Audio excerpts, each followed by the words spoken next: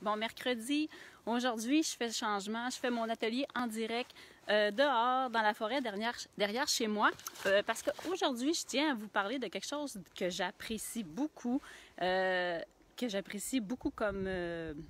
ingrédient pour faire des recettes, la gomme de sapin baumier ou on appelle précisément aussi la résine. Faut savoir que si vous n'avez pas de sapin baumier autour de chez vous, c'est pas grave, le principe est le même. C'est juste que c'est différent selon l'arbre. Des fois, on va ramasser de la gomme ou de la résine qui est comme déjà cristallisée. Alors, tous les conifères vont faire de la résine ou de la gomme, si on veut dire. Il y a juste l'IF du Canada, il faut faire attention que lui, c'est un conifère toxique, mais tous les autres, on peut les utiliser, les consommer. Comme on parle, mettons, le pin rouge, le pin blanc, l'épinette noire, le sapin baumier. Là, c'est sûr qu'aujourd'hui, je vais vous parler du sapin baumier parce que j'aime vraiment son odeur et il y a vraiment plusieurs utilités à faire avec cette gomme ou résine-là. Je vous avais déjà fait une vidéo YouTube l'an dernier, comment je prélevais ma gomme de sapin baumier et j'ai fait un article que je vais republier sous la vidéo aujourd'hui. Mais aujourd'hui, je voulais vous parler un petit peu plus de comment je l'utilise aussi depuis le temps, les petits trucs que j'ai développés. Alors, là, c'est sûr que moi, ici à cette île-là, on a eu beaucoup de jours de pluie et là, ça va commencer, le soleil comme se pointe et là, ça va être le bon moment bientôt de récolter. Là, aujourd'hui, ça coule moins que hier, quand j'étais venue hier, mais vous voyez les vésicules ici qui sont sur l'écorce. C'est ça ici qu'on peut percer. Là, aujourd'hui, comme je vous dis, c'est plus froid ce matin. Ça coule pas. C'est pas le bon moment de récolter. Mais par contre, tout à l'heure, on peut prélever facilement les petits morceaux qui sont séchés sur le tronc des arbres, que ce soit l'épinette noire, que ce soit le sapin baumier. L'arbre, dans le fond, pourquoi il fabrique cette résine-là? C'est pour se protéger justement des blessures. Ça va couler et ça va fermer les plaies. Autant chez l'arbre, mais chez nous aussi, c'est super utile pour la peau. Donc, c'est quoi les propriétés de la gomme de sapin baumier ou des conifères en général? Ils ont des propriétés antiseptiques. Alors, c'est super bon pour appliquer tel quel sur les plaies si on se fait des petites blessures dans le bois. On parle aussi des verrues. On peut l'appliquer directement pour des maux de dents, pour des maux de gorge. Tout ce qui est congestion des voies respiratoires, tout ce qui est sapin, résine, on peut les utiliser. Ça peut être une bonne idée de les intégrer dans des tisanes. Je vais vous en parler tout à l'heure. Donc, qu'est-ce qu'on fait une fois qu'on est très patient et qu'on récolte, soit avec un couteau, comme je vous l'ai déjà montré dans la vidéo, on va percer la vésicule. On peut même appuyer avec notre doigt pour aller chercher. Mais comme je vous dis, c'est des petites quantités qu'on va racler dans notre pot. Il faut être patient et on en ramasse selon nos besoins seulement. On ne va pas faire une cueillette massive si on n'en a pas besoin de grandes quantités. Il faut laisser la résine, évidemment, l'arbre, il en a besoin pour se protéger. Donc, c'est important. Moi, quand je vais dans la nature, je fais toujours des cueillettes responsables. Je laisse l'arbre se régénérer et j'en cueille juste sur une petite section. Ça me fait penser les pousses de sapin baumier. Je sais que dans plusieurs régions du Québec, c'est le temps. Il y a des gens qui ont déjà commencé la cueillette. Nous, ici, c'est pas le temps. Moi, j'aime moins ça, mais c'est sûr que c'est super. Les pousses de sapin baumier, les petites pousses qui apparaissent vertes pâles au printemps, on peut les cueillir. Encore là, faites attention de ne pas cueillir toutes les pousses d'une même branche. Laissez la chance à l'arbre de grandir. Mais on peut les cueillir et les mettre dans un pot et les couvrir d'huile végétale et les laisser macérer environ 2 semaines minimum. Puis là, vous allez aller chercher les bienfaits des aiguilles, qui sont quand même très tendres et donc les molécules aromatiques vont bien sortir. Moi, ce que je préfère utiliser, parce que je suis dans une forêt qui est quand même assez âgée ici, je préfère prendre des branches qui viennent de tomber, par exemple, quand il y a des grands vents ou que c'est mon chien les casse, par exemple, en passant dans les sentiers. Et ce que je vais prendre, c'est que c'est des branches déjà âgées. Je vais cueillir les aiguilles. Et ça aussi, il y a beaucoup de bénéfices à aller chercher dans les aiguilles. Donc, je vais ramasser les aiguilles, je vais les faire sécher juste un petit peu. Je vais les hacher finement et là, je vais les mettre dans une huile végétale. Puis là, je vous explique ça tantôt, là, avec le même principe que la résine. On fait chauffer et on va extraire les composantes comme les huiles essentielles qui sont à l'intérieur de ces aiguilles-là. Donc, que ce soit des aiguilles, que ce soit la résine, ça va quand même avoir sensiblement les mêmes propriétés pour les voies respiratoires, pour la peau et même pour soulager les douleurs. On peut les appliquer dans les produits pour le bain, par exemple, ou en massage. Donc, plein de bienfaits. Ça sent super bon. Moi, j'adore les odeurs de conifères. Si pour vous, c'est pas quelque chose qui vous parle tant, Là, on a un beau petit oiseau qui chante très bien à côté de moi. Si les conifères, l'odeur ne vous plaît pas tant, mais pourquoi ne pas l'utiliser pour un sirop contre la toux, par exemple, ou dans une tisane, justement.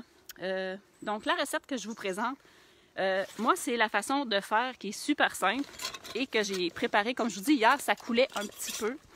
Donc, hier, j'ai prélevé de la résine. Comme je vous dis, c'est très, très peu. Alors, j'ai dû prélever à peu près une demi-cuillerée à soupe seulement pendant 20 minutes de marche. J'en ai pas ramassé beaucoup, mais c'est correct. Ça coule pas beaucoup encore ici. Donc, j'ai pris une demi-cuillerée à soupe de résine. J'avais mélangé de la résine qui était solide aussi, que j'avais pu recueillir. Et, mon Dieu, la mésange est à côté de moi. Allô? Donc, c'est ça la nature, c'est le fun. Elle est venue me dire bonjour. Ce que je disais, j'ai pris la résine et une demi-cuillerée à soupe de résine. Et le principe, c'est qu'on peut ajouter de 3 à 4 fois le volume en huile végétale au volume de résine. Alors moi, j'ai mis 3 volumes, donc 3 fois une demi-cuillerée à soupe d'huile végétale.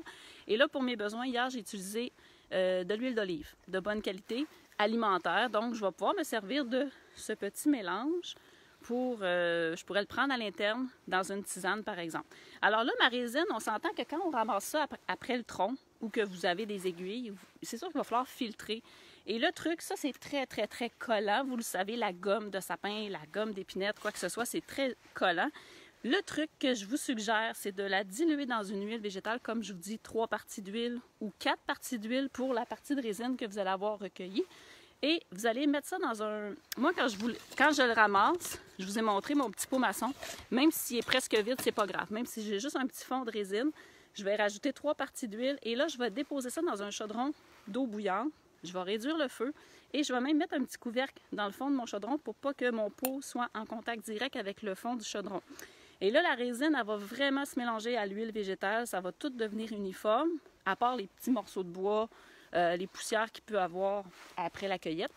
Et ensuite, je vous suggère, dès que c'est tout liquéfié, vous brassez, vous pouvez laisser chauffer quelques minutes, pas de problème. Et là, je vous suggère de ne pas attendre que ça refroidisse complètement avant de filtrer. Filtrez, mettez-vous des bons gants, prenez des pinces et filtrez assez rapidement parce que c'est sûr que c'est visqueux, c'est de la résine, c'est très riche. Et inquiétez-vous pas, les ustensiles ne seront pas collants. Une fois qu'ils sont avec de l'huile végétale, la résine, elle va vraiment bien se mélanger et ça se filtre bien. Donc, que ce soit de la gomme solide, comme je vous ai montré, il y a des arbres qui en ont vraiment beaucoup. Vous pouvez prendre des morceaux de résine ou de la résine liquide qui coule, selon votre choix, peu importe.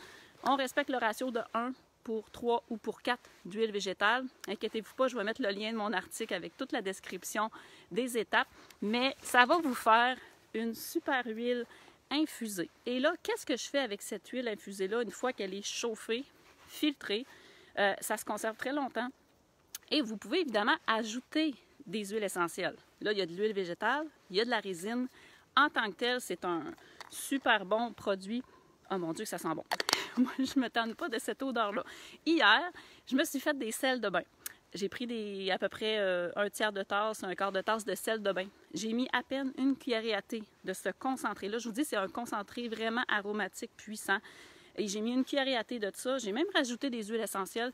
Mais c'était pas nécessaire. Et ça sentait tellement bon dans le bain. Là, ça dégage les voies respiratoires. Comme je vous dis, ça aide à soulager les muscles endoloris. Et ça fait vraiment un effet. Là, vous êtes dans la nature, vous êtes dans la forêt immédiatement. Autre idée, comme je vous disais, pour une tisane, vous pourriez... Moi, j'ai mis de l'huile d'olive, donc c'est consommable. On peut prendre une petite demi-cuillerée à thé de ça dans une tisane. Et là, c'est le moment. Si vous voulez rajouter des huiles essentielles pour avoir un effet expectorant encore plus fort, ou pour dégager les sinus ou combattre un rhume, grippe pour vous aider, c'est le moment de mettre vos huiles essentielles à l'intérieur. Donc, c'est vraiment un produit qui s'adapte, qu'on peut utiliser en massage. Quelques gouttes suffisent. C'est quasiment un parfum en tant que tel. Si vous voulez ajouter des huiles essentielles à ce mélange-là, c'est une bonne idée d'ajouter, par exemple, orange sauvage. Personnellement, je vais rajouter également patchouli parce que je l'aime beaucoup. Ça pourrait rajouter tout ce qui est conifère. On a sapin baumier que plusieurs personnes ont eu gratuitement en décembre chez doTERRA. On pourrait rajouter également l'épinette noire, tous les autres sapins qu'on a chez doTERRA. Mais c'est un produit, comme je vous dis, que je ne me passerai plus. Mais faites des cueillettes responsables, faites attention. Assurez-vous aussi que les arbres où est-ce que vous allez cueillir la résine ou les branches, les petites pousses, assurez-vous que ça soit dans un environnement qui n'a pas été évidemment arrosé de pesticides ou autres. On fait attention à la nature, c'est des bienfaits, mais je vous dis, c'est tellement puissant ce qu'il y a là-dedans. Donc, ça se conserve très, très longtemps. Dès que je retourne à la maison, je vais vous publier le lien de mon article que j'avais fait. Et évidemment, ça sert à faire des bombes respiratoires. La recette est dans mon article. Il y a plusieurs idées recettes qu'on peut faire avec ce merveilleux... cette gomme de sapin, mais comme je vous dis, ça peut être la gomme, si vous avez des pins, même les mélèzes, ce que vous avez autour de chez vous. C'est une belle façon d'aller prendre une marche dans la forêt. On connaît les bienfaits, juste d'être dans la forêt, de voir la nature. Oui, tantôt, j'ai eu une belle petite mésange à tête noire qui est venue juste en haut du téléphone me dire un petit coucou. Donc, ça fait du bien, profitez-en. Et là, le soleil sort, c'est merveilleux. Moi, je vais retourner... En tout cas, profitez-en parce que la récolte s'échelonne à peu près d'avril. On peut récolter de la gomme tout l'été, jusqu'à l'automne, on dit jusqu'à novembre normalement. Ça dépend des régions, mais moi j'en profite parce que c'est à peu près la seule cueillette que je peux faire actuellement, encore à cette île avec la quantité de neige qu'on a. Alors, oui, merci René. Je vais publier l'article, je vais juste retourner chez moi en raquette et je vais vous publier le lien de l'article. Et si vous voulez aussi voir, l'année passée, j'avais fait la cueillette en direct sur YouTube. C'est sur ma chaîne YouTube. Donc, vous allez trouver aussi, là aujourd'hui, ça ne coule pas, mais vous voyez, les vésicules sont bien là. C'est ça qu'il faut qu'on cherche si vous voulez le sapin baumier. Donc, je vous souhaite une belle semaine, belle journée. Si vous avez des questions, n'hésitez pas, écrivez-les en commentaire. Donc, on se revoit la semaine prochaine pour un autre atelier. Bye bye tout le monde!